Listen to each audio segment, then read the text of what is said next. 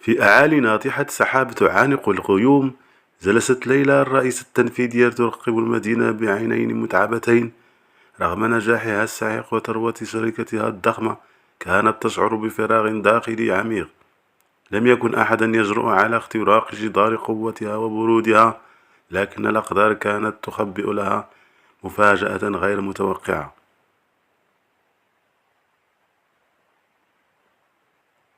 في أحد الأيام التحقت الشركة بحارس أمن جديد يدعى سام. كان مختلفا عن الباقي، طويل القامة، نظراته حادة لكنها هادئة. لم يكن يتحدث كثيرا، بل اكتفى بالمراقبة الصامتة. ذلك الغموض أشعل فضول ليلى وجعلها تراقبه من بعيد.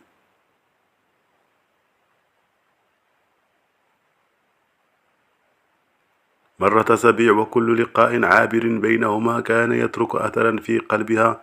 أحيانا كانت تجد نفسها تبتسم دون سبب حين تراه، وأحيانا أخرى يثير صمته تساؤلات لا تنتهي، لكنها لم تكن تدري أن مشاعرها بدأت تتغير فعلا.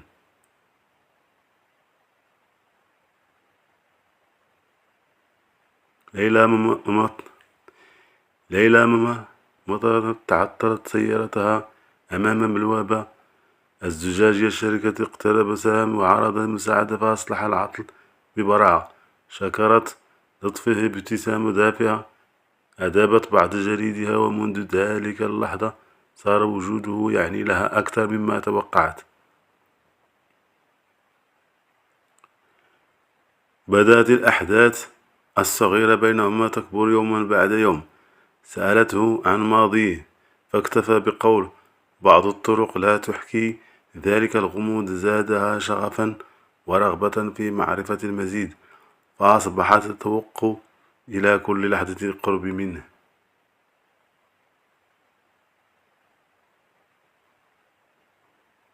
لكن الحقيقة لم تتأخر كثيرا في الظهور.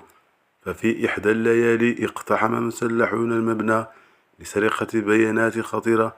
تحرك سام كالمحترف وأطاح بهم بمهارة مدهشة، بينما كانت ليلى تحدق فيه يذهل لا يصفى.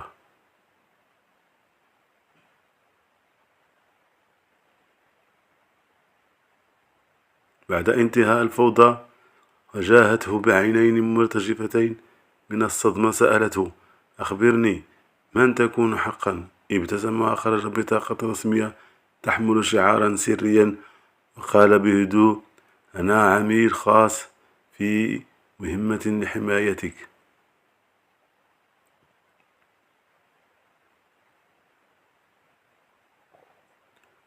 سقطت كل حواجزها في لحظة، اختلطت مشاعرها بين الدهشة والخوف. كيف لرجل تظنه حارسا بسيطا أن يكون عاملا متخفيا؟ لكن قلبها كان يهمس بأن حبها ما لا يعرف هوية أو منصب، وأن ما جمعهما أقوى من الأسرار المخيفة.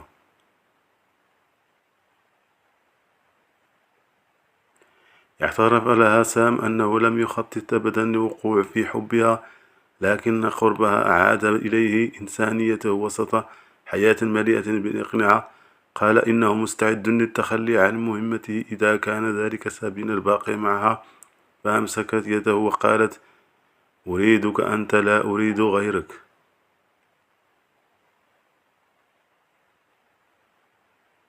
منذ ذلك اليوم أصبح سرهما رابطا لا ينفصل. هي الرئيسة التنفيذية التي كسرت جدار برودها من أجل الحب، وهو العامل السري الذي وجد قلبه لأول مرة. وفي أعين الجميع أن كان مجرد حارس أمن، لكن الحقيقة كانت أعمق بكثير.